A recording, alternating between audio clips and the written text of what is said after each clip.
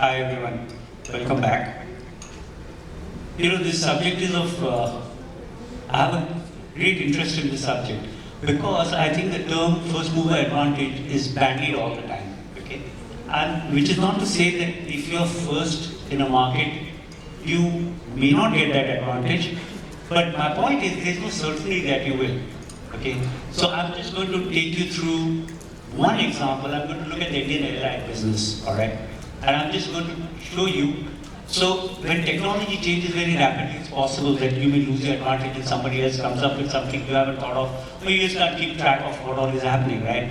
I'll tell you about something, an old business, and just look at who all has been there, okay? And this is the Indian airline business. So Indian Airlines was set up in 1953, but it was government-owned, and they opened it up to travel players in 1991. So in 1992, East-West was launched. The same year, the Mania was launched. I don't know how many of you even remember the names, but we were very excited. I mean, we had actually air hostesses who were smiling at us, so we thought it was such a big deal, instead of the surly Indian Airlines hostesses. So, okay, 1992 East-West, 1992 the Mania, 1992 Jet Airways, and they lasted for a very long time. 1993 NEPC, they were based out of South India. 1995 Modi Luft. Modi Luft was a collaboration, it was a technical collaboration between the Modis and Lufthansa, okay? They lasted 2 years, by the way. Then there was 1997 Air Deccan, which was a storied airline. I mean, I think it was like a fable because Captain Gopinath said that people anybody could afford to fly. 2003 Kingfisher, 2005 Go Air, 2005 SpiceJet, 2005 Paramount. Paramount was, I think, based out of Coimbatore, if I'm not wrong, and they shut shop. And in 2006, Indigo. So Indigo, which now has a 56% market share, was the 11th airline to be launched. And there was no great change in regulation was a big issue. I mean, Jet Airways was always accused of using regulation to its advantage, but there was no change in technology. This business had been the same suppliers of airlines for the last 20 years. So I'm just saying that there are many. I mean, you could look at, for example, the coffee shop wave was started by Cafe Coffee Day in 1996 with a single store in Bangalore on MG Road, right? And there was a company out of Delhi called Barista, which was launched in 2000. In 3 years, they had launched 128 outlets because the whole thing was about planting the flag, right? You have to claim the landscape. And actually, that company has consistently changed and it's been bought and sold so many times. I think they have a few hundred outlets, but it's no longer the power that was. I'm just trying to make a point that it is possible to get first mover advantage, but very often it can be lost, okay? So we'll start, and you could look at your own experience in your category or other experiences as well. And what we'll try to arrive at is the things you ought not to do and the things you ought to do to keep your first mover advantage. Because one of the things also is that I always say that if you're on a forest trail, the first guy as part of the group is the one who will get attacked by the bear. Right? It's the same thing, whether it's a consumer, a bear, whatever else, a regulation, you are the first one to deal with it. So, let's begin. Would you like to start? So much. You're good. Just hold it closer. Okay, so I'll very briefly introduce myself first. I basically look at growth and revenue for a company called Cure.Fit, more commonly known as Cure.Fit. We are the largest provider of fitness services in India. Largest providers of fitness services in India. And I think our experience has been very similar to what you mentioned, because the fitness industry in India is highly fragmented and almost non-existent. So when you talk about numbers like fitness penetration, right? You say in the US it's about 25 to 30%. In some Nordic countries you say it's 50 to 60%. In India that number, depending on what source you go after, is about 0.5%. How do you measure penetration for this? So basically a person who's doing a paid fitness activity. Okay. So it can be a person who is paying for a running club as well, not necessarily going to a gym, or even using Peloton at home. So all of that would be included in that definition. Our penetration obviously is very, very small. I think it's been over 7 years now, and we've learned a lot of lessons. It has not been an easy journey for sure. I think some of the bigger realizations for us very early were that we have to figure out the things that only we can do. Because going first and creating a market is obviously very, very expensive. And we've had to, create penetration in each city that we have entered into. But figuring out those 2 or 3 things that we do that nobody else can do has been our primary focus since the time we began. For example, technology is something that is not very commonly used in the fitness industry. And I think that's something that we have more or less tried to pioneer, which becomes almost like internalized knowledge, very difficult for someone else to replicate. And of course, there's a people angle to it. There is a brand angle to it also. You create a brand that is extremely recognizable, no matter where you are. But yeah, I think so. That's just a little bit of our thoughts on how to get the best ROI on the high expenses we are paying in order to create this market in India. But yeah. Okay. No, actually, so one of the things I was looking at, what do you describe, what exactly is a first mover advantage? So it is, I thought the best definition or explanation I found was that it is advantage, one that increases the likelihood of your success by having gone in first. I mean, it's, I think, very simply put, because I think it gets bandied about a lot, so that's what the thing is. Would you have any thoughts? We'll have some follow-up questions, but first off, you can have first thoughts there. Yeah, so, I'm introducing myself because I've been here some time ago. The first mover advantage is sometimes what I've seen, and I'm not talking about my company now, I'm talking about the last 25, 30 years that I've been in the business, and I've seen successful companies who have been first movers, and I've seen equal number of unsuccessful.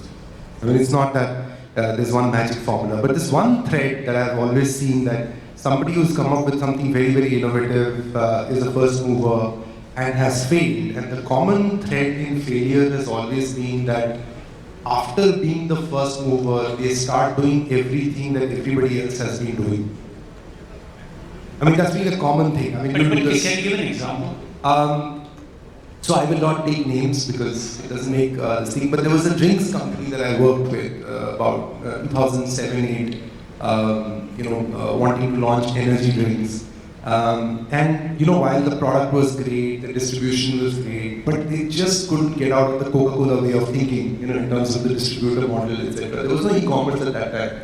So I think somewhere whenever you're entering with some product or some category which is new, you also have to keep that momentum on by making your customers see you as somebody who's making a difference or continuously changing with you. Otherwise it becomes very stale, and somebody else comes with your idea and does 5 new things, like Barista did, rightly mentioned, great example. I remember having coffee in that Cafe Coffee Day in 1996 when there was no barista, and I was saying, wow, what a concept. And they were there in Bangalore and Chennai for the first 10 years, pretty much. And I know they didn't expand actually. They didn't expand. They stuck to Bangalore for 4 Bangalore and Chennai, a little bit of Chennai and Bangalore. And barista came and just plastered the country, and suddenly the country discovered coffee drinking through barista. So that's what I'm saying, sir. You can't just do that, okay, I will do test marketing, I will do this. If you're first mover, move like the first mover. I think that's one of the things that I noticed continuously. See, so far as my company is concerned, we buy companies which are already matured. So our average portfolio size is about 5 to 7 years in terms of having been in business. Most of the acquisitions that we've done, investments that we've done are all in that. So we actually stay away from, first movers in the first few. But Chumbak, which you acquired, was the first mover. Absolutely, and they have been successful. So yeah, I mean, Chumbak is a great example. They kind of came into a category where there was nothing like that existed. They had a tough time also. Post-COVID, I mean, all retailers went through a tough time, and they've been through a tough time. But yeah, I mean, standing out and being somebody who's doing something pioneering is great. So within the portfolio, you have companies which have been first movers, but you look at first mover successes when you're investing. I will not blindly say, okay, here's a great idea, looks like the traction for 6 months or 1 year, is it a great place to invest in? We stay away from that right now as a good idea. Okay.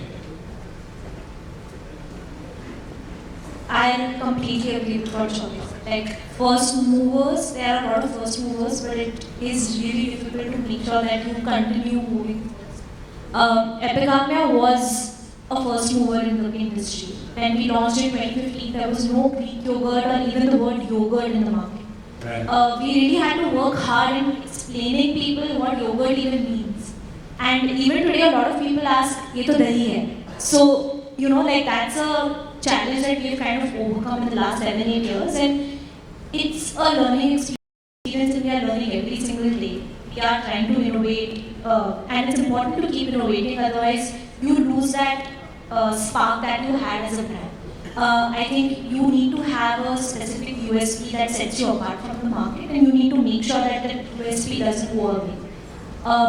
If you are talking about innovation and doing new products, then you need to keep doing that product after product. Otherwise, the audience kind of loses its trust in you. You cannot kind of just go back and start doing something that everyone else is doing. Because that technically is not what your brand stands for.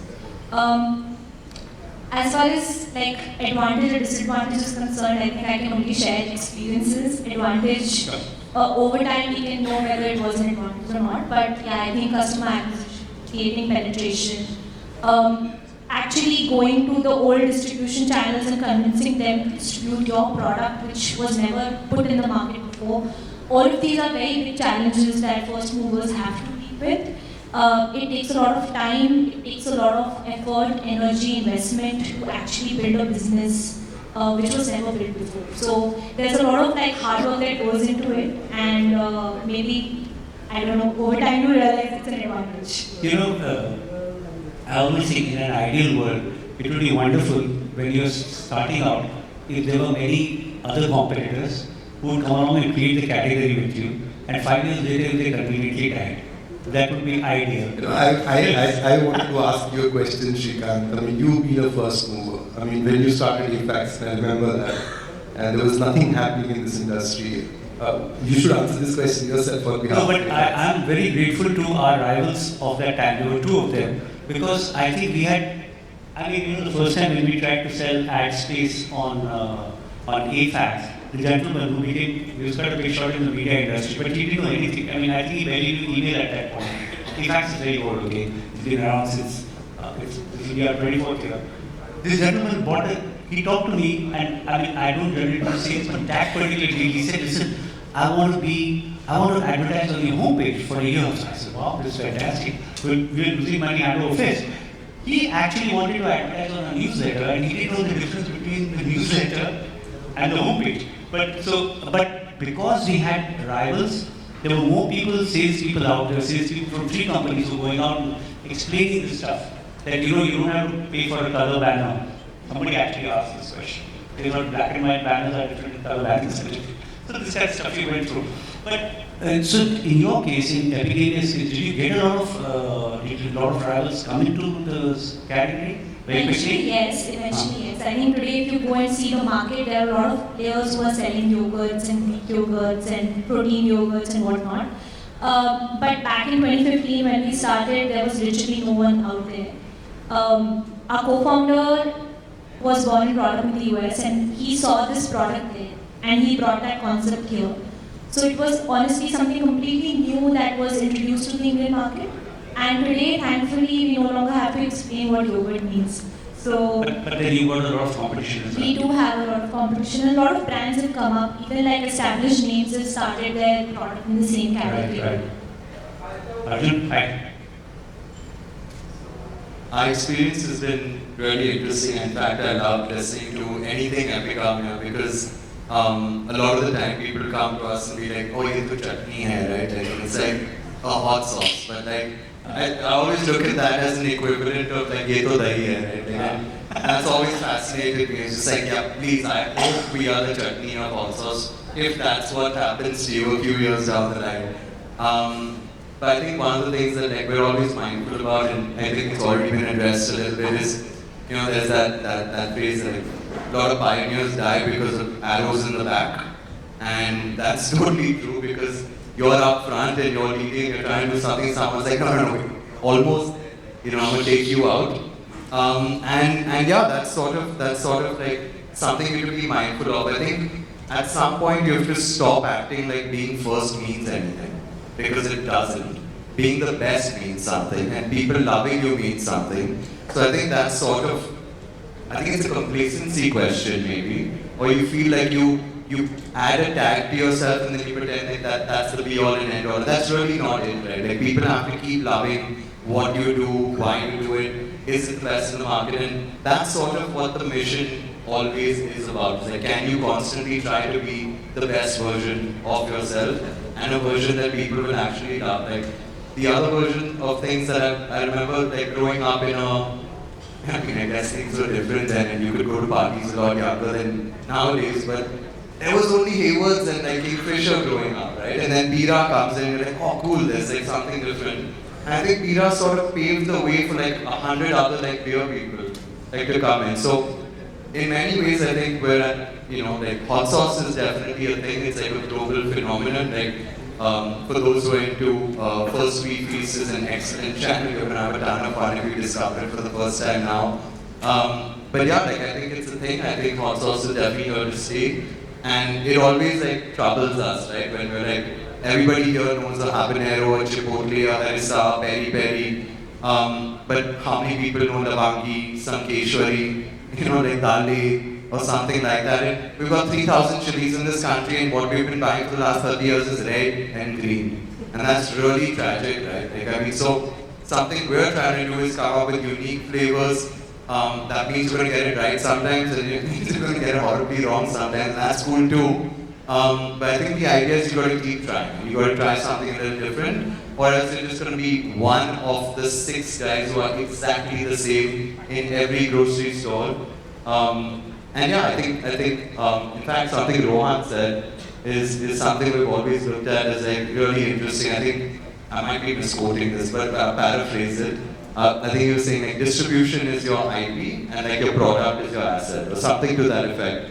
And I love that, right? Because product people will replicate. Explain that, yeah. It's like product people will replicate. Yeah. It's like flipping it around. Yeah, in the sense that like people can replicate your product with like 95% accuracy in almost anything, right? Like I'm sure tech isn't a major barrier on the Cure.Fit side. I'm sure, you know, like how many roll-up companies have come up on your side of things, like, and you know, a number of Greek yogurt people come. But like I think if you're the best and if your distribution is top-notch, the idea is, at least what I loved about the idea was, you could kind of make the odd misstep, but like once your product is out there, that dekha to bika sort of like kicks in at some point. So if you get your distribution right, if you get your fundamentals right, if you're building, you know, on the foundation instead of building your roof first, you know, like none of the vanity projects, maybe let's just build a good company, not the sexy one that you know, dream about at night or something. Like, I think the magic is in the unglamorous stuff. So, hoping to keep doing a lot more of the unglamorous work. I'll just say that he said something very interesting. It's not about being first, it's about being best. First is just when you launch. Like, but then if your product and is not something that you can do, you won't survive. But you know, I think one of the things that also happens is with regard to first mover advantages, there are some, I think many of the advantages are actually short term, you know, in nature. And you will have it for a little while, for a year, 2 years, whatever, 6 months. But then somebody else is going to come along, maybe with greater resources, or they try to fragment your market. Segment your market, you know, with different variations, which you are trying to do as well, right? You're trying to come up with more and more using different kinds of chilies, right? Exactly. So the thing is that is resources a big? I mean, is it the biggest thing? Because you know, one of the things, if you look at say somebody like Coke, okay, so if you look at some of the old players, I don't know if they were the first, but they have managed to keep their edge over like 50 years, 70 years. And that's really quite remarkable. But if you look at those categories, actually very little change takes place in them. There's no technology change. I think Coke, I think their delivery, they must have improved manufacturing, etc. But fundamentally the product is the same, right? But if you're a BlackBerry, it's a totally different thing because some other type of phone is coming along. You can't keep tabs on what the hell is happening around you. So that's why I think the Nokias, the Blackberries, and one can laugh about it now, but so many of them have come and gone because technology changes, and the edge that you had, you no longer have. So I think it's more traditional markets. It tends to be, I think you can keep it a little longer. But is money the big thing when we are talking about startups? Let me ask, I will say Shouvik for you. Now, do you think having more money increases the chances of your success or keeping that first mover edge? Is money the issue? I think not a simple yes or no answer. I think different industries work out differently. There are industries which are capex heavy, and especially if you're entering categories like retail, it is very, very difficult unless you have lots of money in your pocket. Having said that, and this is personal experience for me, it is, so when I look at competition in the gym space, right, and it's not just about... Who is your closest competitor? So in India, at a pan-India level, then at a localized level, like each market will have this one chain, which is 7 or 8 gyms. Right? So it's not so much about the fact that there is somebody who can come and compete and open 500 gyms of their own. It is about certain markets where, for example, I think in Bombay, like if somebody starts and runs a really, really good gym in Bandra, that is also a competition at that granular level. So yeah, maybe no one can compete at an overall level, but every market there can be someone. So I don't think it's as simple as having a lot of money will save you. A great product, like I said, will probably save you, which also can be copied over a short frame of time. But yeah, I think having enough money in your pocket can only save you to a particular point in time unless you have a great product that keeps carrying. But when it comes to great product, in most categories, it's very difficult to stand out. I mean, as you're saying, anything can be copied generally. I mean, in services like yours, maybe it's more difficult, because I think you'll have so many little elements in the way you build your communities that others may not be easily able to give it. But when it comes to products or more standardized services, isn't it very, people can copy pretty quickly, can't they? Yeah, so, first of all, I think money plays a role, but that's not the main thing. Certainly not. I think somebody in the morning mentioned about brand being a moat, and I think Vijay mentioned it, that how is your brand your moat. So, example like Naagin sauce, about just thinking when you were talking, about 15 years ago, I think 2011, 13 years ago, I had met Neeraj when he had come, before Paperboat was founded, it was not named. So I sat with Neeraj and we were talking about, he said, I've got this Ampanna and we need to launch it. It starts with that, right? Then we all drank it and we said, this is a great product because there's nothing like this in the market. Then he said, I also have a Jaljeera, why don't you try it? So we tried that. He said, I want to launch this. That time we had something else, which we were struggling, small company. And we said, yeah, but we have to create something which is like a story. So we created this entire thing of nostalgia around it and Indian drinks. And a good thing about Paperboat is financially, or however they're doing, it's not something that we want to discuss. But the good thing about Paperboat is that there are so many brands, so many companies like Dabur, for example, who launched Me Too products of Paperboat. None of them are in the market. Only because the brand was a moat. Suddenly Paperboat came and changed everything for people. You suddenly saw this quirky little bag with very simple, kind of graphics, talking to you on those Indigo planes, if you remember, that was the first mode of distribution. Indigo was actually a brand building tool at that point in time, and that's how Paperboat worked. So I think brand being a moat is a great idea to accept right in the beginning. So whenever, I'm sure you're doing the same thing for Naagin sauce. I love your name, by the way. I hadn't heard of this before, so I'll try your sauce. I know what hot sauce is.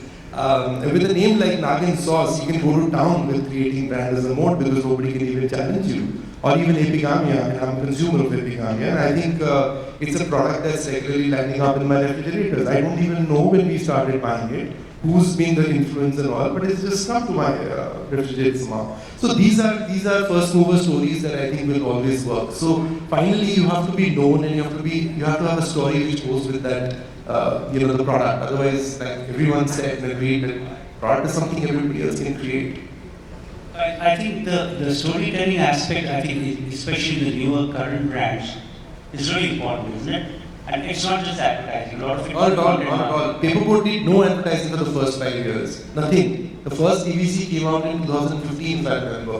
Then Krishnan wrote that commercial. I think Krishnan only wrote that. I don't remember. Yeah, something ki Kagasi Kashti. Kagasi Kashti, no, Gulzar Saab.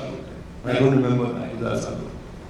So, so that happened 5 years after it was launched. It was already doing great volumes and it got distribution. So no, it's not. Advertising is not the way to, only way to build a brand if you don't have money. So that's why I'm saying money is not the starting point.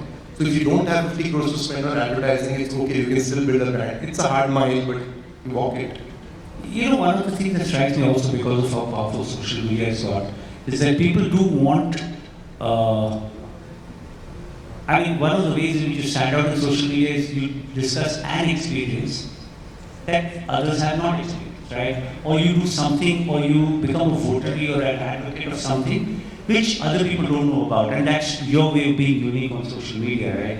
And I find that, I found this, so I think I would like to ask you guys that, how powerful, how important is social media to build your brand and to become distinct? As you said, that it's not enough to just create it. You must have something that is identified only with yourself, right? How important is social media for you? For us, it's an absolutely invaluable. The fitness industry is built around the social sense that you get. Like, working out alone is boring. Feeling that pain all by yourself is very boring. So you bond really hard on, like standard joke. Okay, everybody wants to talk about it, right? And our community has been absolutely invaluable for us. Like today, I think I can easily say around 65 people actually determine the number. But at least more than half of our customers are walking into our centers because someone else they know has either worked out or they know someone who has worked out at a call center. And whenever I do customer connects, the first question I ask, where do you hear about us? It's always a friend or a family member. So our Instagram community especially is extremely powerful. Like if we have any new ideas or thoughts, the first place we test that is on Instagram. In fact, there was a point in time when we were deciding which cities to expand in, and we just opened it up on Instagram and said, we just, wherever the volume is the highest, we will come in there and channel. Right. That also we made some great decisions on the back of that. So for us, yes, social media has been absolutely invaluable. We obviously had to learn a lot along the way. I think Facebook engagement I did it great, and then we had to move to Instagram, then also figure out how to monetize videos on YouTube, etc. But yeah, I think it has always been a very big part of our brand journey, and it continues. Any of you have views on that? How important is it? Yeah, actually, one of the things that I'm just quick comment on that is one of my favorite jokes is the first rule of working out is you have to tell everyone you're working out, right? Like, because what's the point otherwise? So that's always a built-in awesomeness for your product, and I think for us a lot of it was about like how do you get people to understand the mood around your product when you can't get them to try it? Because we were kind of growing in the pandemic. And I was joking about this with someone earlier. I was just like, the last thing you could do to anyone is like, mask niche karo, like, thoda try karo, right? Like, fun you would have gotten like at that point in time. So, and it's also not the type of product where you can just start chugging hot sauce directly. Like, it's a pairing product. You got to eat it with something. So, what we had to do was try and come up with something interesting, something fun, and like try and express what taste is through emotions. You know, and that was the challenge for us for the first few months of the pandemic. But I think what's exciting about social media and what you can do with it is when you can do something a little different. And I'm not just saying different for the sake of being different. Like I love that you brought up paperboard. Because think of, and pardon my language, but think of the balls that you need to have to convince people that like, we're going to make our marketing like comics. Like, my God, like amazing. And to get that buy-in from top to bottom, excellent. Like retrospectively, you can look at it and say, oh yeah, it was always such a great idea. But whoever first convinced people to do it, that's just excellent. So for us, it's just an exploration and a lot of learning for me also. Thank you for bringing that up at the start about like how you stop doing the things that make you different once you sort of pick things up. Because you're right, like there's that feeling of like that there's a reason why this is the way it is. So like, wo bhi karna chahiye. But at the core of it, like we also aware of like HUL and SA, like 60,000 boots on the ground. We've got like 20. So if not, like they have the turning radius of a truck, you've got the turning radius of a rickshaw, like you've got to kind of do what you need to do differently, and that's so well put. Like, what can you do that other people can't do? Like, I think figuring that out, social is a great way to test that out. Okay, so does anybody here, first mover or otherwise, have any questions for the panel? If you have, please raise your hand, identify yourself, and keep your questions short. Otherwise, I have a few questions still to go. Anyone, please? On first movers? No. Oh, yeah. Yeah, please.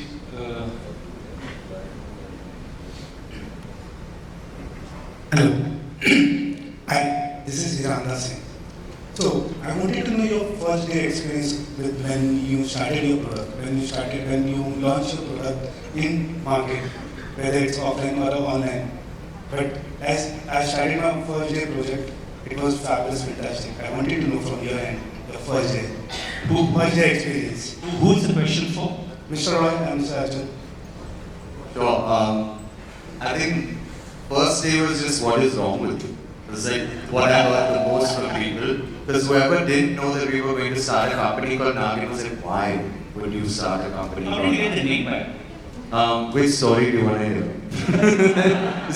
No, so actually I give my co-founder credit for this. He actually saw the Bangladesh cricket team doing like a Naagin dance, so someone took like a hat trick and just decided that something like Naagin sauce should exist, and best left right there to understand why someone would think that. But for us, I think the idea was saam dasta hai, the sauce has some bite, it's got some chilies, Indian ingredients, Indian flavors, Naagin is as Indian as it gets, so that was sort of the logic. But really fun question, because day one was awesome, everyone that loves you, all the well-wishers come flying in. Day two is less fun, because everyone that wanted to support you is already done, and now you're in the market. So, but no, like, I think it's just really awesome to see that validation, and that makes it super exciting. It gives you the motivation you need to get to the next thing. So hopefully you had an amazing experience too, and keeps you sort of flying forward.